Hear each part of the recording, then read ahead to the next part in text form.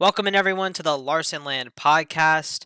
My name is Sawyer Hill, and as always, I am joined by my co-host Dylan Bradshaw.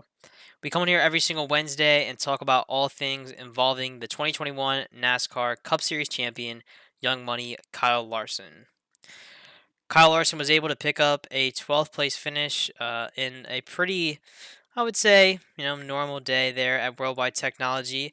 Dylan, what were your thoughts on the first race at that track? Yeah, my biggest takeaway from it was the tires didn't seem to matter, too much. Clean air kind of seemed like it took over. The tire fall off wasn't much of a factor and kind of threw away those tire shatters we usually see in those track position races. So I actually heard Larson say he was faster on two tires instead of four, and we saw that in that pit stop where he only took two and he gained 13 spots on pit road. But yeah, unfortunately, it wasn't enough to help him finish at least in the top 10. But it was pretty difficult to pass at Gateway, and from just seeing practice and qualifying, the Chevys in general just weren't looking the best. So move on to Sonoma. Yeah, I think my biggest takeaway from the race overall was just how there was such a big difference between the Chevys and the Toyotas and the Fords. I mean, the Toyotas and the Fords were up front all day. We saw it in qualifying. Chase Briscoe picking up the pole. Kind of a surprise there for me. I mean, Chase Briscoe has shown some speed over this season. Obviously having a win earlier in the year at Phoenix at a track kind of similar to what we saw at Worldwide Technology, but really didn't expect him to win the pole. Was expecting the Chevrolets to be a little bit faster, but yeah, just a big disparity there in terms of speed, and like I said before, 12th place for Kyle Larson, but that was the best of the four Hendrick drivers. Very uncharacteristic day for all of Hendrick Motorsports and Chevrolet. Yeah, I don't think it was a terrible race, but I also don't think it was, very good. I went into it comparing it to Phoenix, kind of like you said, and, in terms of the quality of racing, which, it proved to be somewhat true because it kind of was a track position race.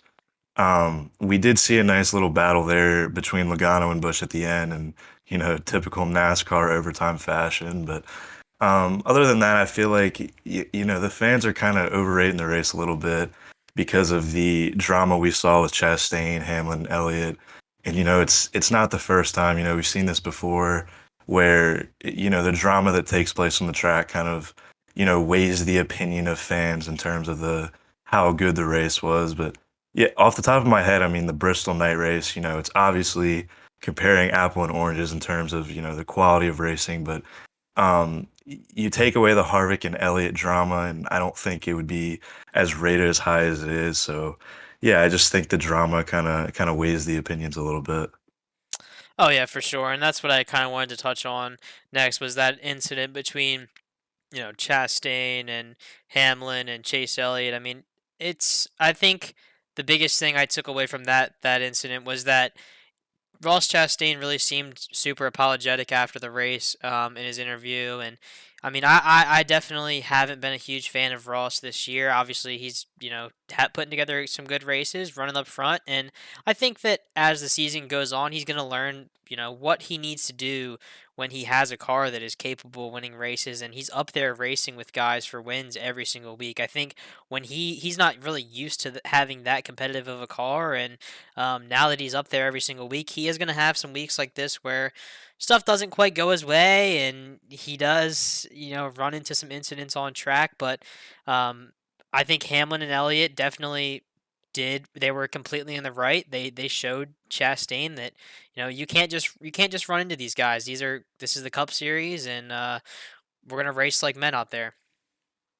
Yeah, I definitely agree. And Chastain, like you said, he's been very good this season, but those good finishes he does have, it comes with the aggression that he shows on the track. He's a very, aggressive driver and he just is kind of wild at times. So not a Denny fan, but I kind of like seeing that retaliation from him there, and then obviously we saw Elliott. They were kind of double teaming him there.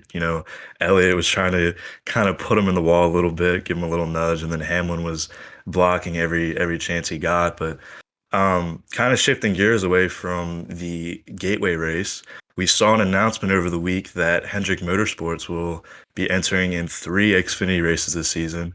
And it's cool to see because it will be in the 17 car, and that's a nod to the late Ricky Hendrick.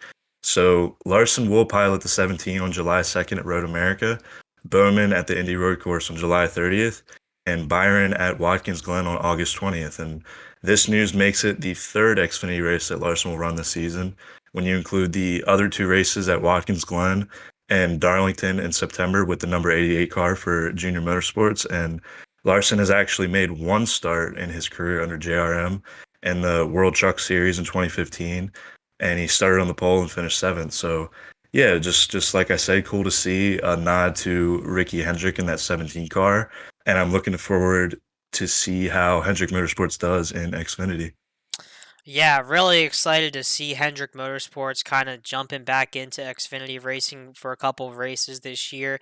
Obviously, only on a limited schedule, but really, I don't know when, I don't know exactly what year it was the last time the Hendrick Motorsports had an entry in the Xfinity Series, but I'm pretty sure that was with Kevin Harvick. I want to say Daytona.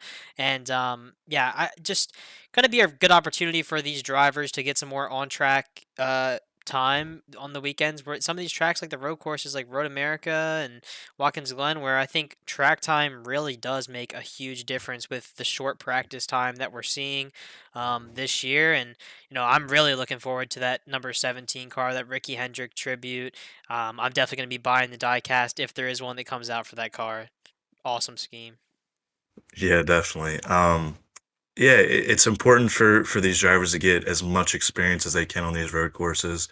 It's not the longest races. It's definitely difficult, hitting your marks and hitting the corners properly. So yeah, as much practice as you can get, it's definitely impressive. You don't need as much practice going into the ovals as you do the road courses. We saw that with Allmendinger actually picking up a top 10 finish. He didn't even mark a single lap in practice qualifying, nothing, and he picked up that top 10 finish. So you don't need as much practice on the ovals as you do the road courses, so all the experience counts. Absolutely. So, kind of going away from the Xfinity stuff and moving into our race this upcoming weekend at Sonoma. Kyle Larson has been really good at Sonoma. He's actually sat on the pole. I didn't realize this until today. I was listening um, to a Twitter space with Larson and NASCAR, and actually Larson has been the pole sitter at Sonoma 4 straight times. So the last time that a driver not named Kyle Larson won a Busch pole at Sonoma was Carl Edwards back in 2016. So a long time there. Kyle Larson, obviously, last year there was no qualifying, so it was the performance metric that set that pole position for him. But still, 4 times in a row on the pole, that's huge. Do you think he can get five this week? Yeah, I sure do hope so. You mentioned obviously the four in a row, but actually he started top five in all seven of his seven career races at Sonoma. So, we're looking for that great qualifying effort to continue. And actually, Hendrick has won nine of the last 12 poles in road course races. So, the stats back it up. Obviously, Larson is the defending winner from last year's race, where he led an impressive 57 out of the 90 laps in last year's victory. So, Larson's average start here is 2.3. So going into Sonoma, he's always been very good at qualifying. And, barring any freak accident, I think he could get the job done. So I mean, I definitely think that Larson can get the job done and pick up that fifth straight pole position at Sonoma this weekend. But really, I think the part that's impressive about that, I mean, I know most of those polls didn't come with Hendrick Motorsports. Only last year with the metric came with Hendrick. But I mean, as you said, Hendrick is always a very good team when it comes to qualifying. When it comes to the Daytona 500, I don't know what the streak is there with Daytona 500 polls, but Hendrick always qualifies good there. And on the road courses, Hendrick Motorsports always really good at qualifying. So I mean, that's kind of why I said earlier, a weekend like last week at Gateway, it's kind of surprising when the Hendrick drivers don't qualify good, because we're so used to seeing all those Hendrick cars up front when it comes to qualifying. Oh yeah, definitely. I think it was Eric Jones was the top finishing Chevy. So, he's been silently pretty good, but it's just crazy to have someone like Eric Jones just, taking over all of Hendrick and Elliott, Byron, Larson, and Bowman. So, And I mean, even the other Chevys, Reddick, Dylan, everyone that's been, pretty solid this year. So yeah, it's not normal to see, but that was the first race there. So, you know, it's tough going into it. You don't really know what you're getting into, but the Chevys just weren't too quick. So Kyle Larson back at his, I would say, I guess, home track, Northern California. There at Sonoma this weekend. Hopefully, Kyle Larson kind of has a better performance than last weekend, and really looking forward to that race at Sonoma road course. I think definitely with the next gen car, completely different from what we're seeing. Some of these short tracks where dirty air is really playing a big role. I think that that's not going to be as much of a factor when we get on the road course. I know that Coda wasn't the best for Larson, but like I said a couple weeks ago, Coda when we went to Coda last year, Coda it was a complete rain show. So just totally different track from this year to last year when it came to Coda. So it was basically like the first time those drivers hit that track. So really think that Kyle Larson getting to a track that he feels really confident in is a good thing here at the beginning of the summer. So Dylan, did you have anything else you wanted to touch on as far as Sonoma goes? Yeah, the two road course experts in Chase Elliott and Kyle Larson are the two with the highest odds of winning in Sonoma, and Elliott is the favorite to win with the plus 550 chance to win, and Larson with the plus 650 chance to win. So if you bet $100 on Larson, you'd win 650. It seems like Larson's always one of the top two favorites to win every single week. I really don't like that. I want to kind of be the underdog every once in a while, and I feel like that's kind of how it was last year. Last year, when Larson went on his tear of wins, he wasn't really the guy that was everybody was looking for him to win. It's kind of hope, kind of hope. I don't hope that Larson does bad and is not the favorite, but there's something to be said about that. I think the underdog role is definitely a thing, and I think Kyle Larson always plays it good when he is the underdog. Um, so kind of the rest of this week is going to be kind of not that busy for Kyle Larson. I don't think that we really expect him to be running anything on dirt. I know he does have his best friend Colby Copeland, sprint car driver. Kyle Larson's going to actually be the best man in his wedding on Thursday night, I think that is, and that kind of leads into this weekend's race out there in California at Sonoma. So unless anything pops up last minute, I don't think there's going to be anything on dirt for Kyle. But the big thing this week is the Eldora Million. Obviously, Kyle Larson won't be there.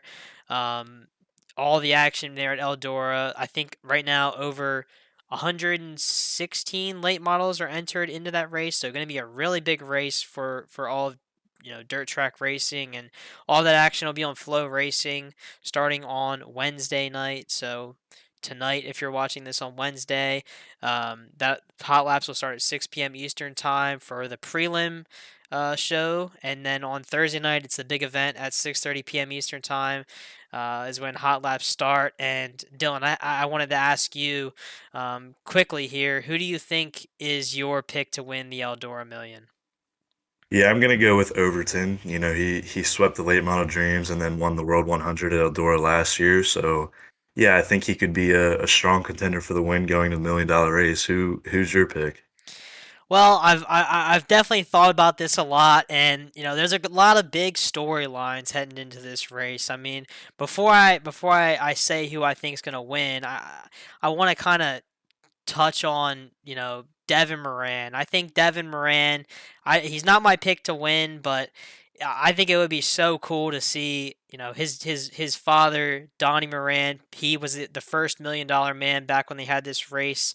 Um, I think around it was like 20 years ago now, and it would be really cool to see the father and son both winning the million. But Devin's obviously going to be really competitive, and I'm going to be kind of pulling for him a little bit since Kyle's not going to be out there racing. But I think my pick to win, it's hard to go against him. He's been really hot this year. It's definitely Superman Jonathan Davenport for me. It seems like every single time that 49 car hits the track, he's definitely let a couple slip away from him this year so far. But when it comes down to um, the big events, it looks like Davenport's has been on a roll this year, and it's going to be hard for me to go against him. So my pick is definitely Jonathan Davenport, but I definitely think Brandon Overton's a good one too. I mean, he's obviously shown that he was really good at Eldora last year with all the money he won there. He had close to $1 million of earnings total in all of his dirt track racing last year. So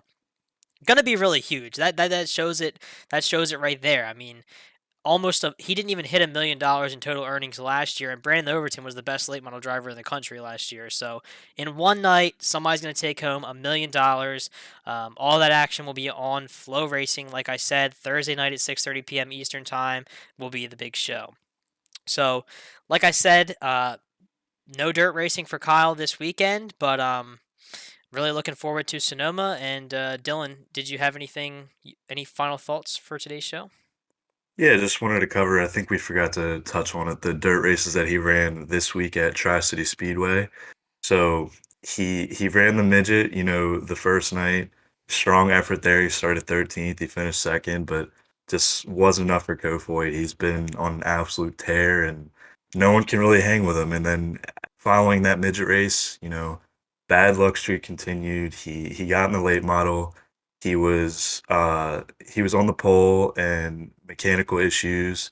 It stopped him from completing the race, and it's tough. It's really frustrating those nights where you're the fastest car and something happens, and then the next night got back on the late model, tried to bounce back, and it looks like we were on the right track. He qualified the fastest, but he ultimately finished sixth after starting eighth in the feature, and it was tough to pass there that second night. But yeah, just bad luck streak continues for Larson. Every time he gets in the late model, he's the fastest, one of the fastest cars, and just seems like something always seems to go wrong. Yeah, I was definitely really disappointed there in that first night in the late model when he started on the pole. It just looked like he was gonna. It looked like he was honestly gonna run away with that thing. It kind of reminded me a little bit of the flow race at Eldora where Kyle lapped almost up to fifth or sixth place. It looked like Kyle was gonna be untouchable in that thing, and I really don't know what happened to the car there, but just shot up into the wall and yeah, just a heartbreaker there that night, and obviously, like you said, Buddy Kofoid, he's been on a tear in the midgets, winning. I think he won 4 races in a row. Um, was broken, I think, at Tri-State with a second place finish to Thomas Meserol a couple of days ago. But it's been tough to touch Buddy in the midget, but a second place there was respectable for Kyle for not being in the midget that much and. Like you said, the second night was really hard to pass there at the Tri-City Speedway. So I think that's all we have for today's show. So thanks again, everyone, for tuning in and listening. As always, check out the links in our description for some awesome Kyle Larson Facebook groups. We'll be back again next Wednesday to recap this weekend's race at Sonoma, as well as any other Kyle Larson news that may come about. If you're watching this on YouTube, please don't forget to like this video and subscribe. And if you're listening on Apple Podcasts, please follow our podcast so you don't miss a thing. Have a great rest of the week, everyone, and enjoy the on track action over the next week. We will see you in the next episode.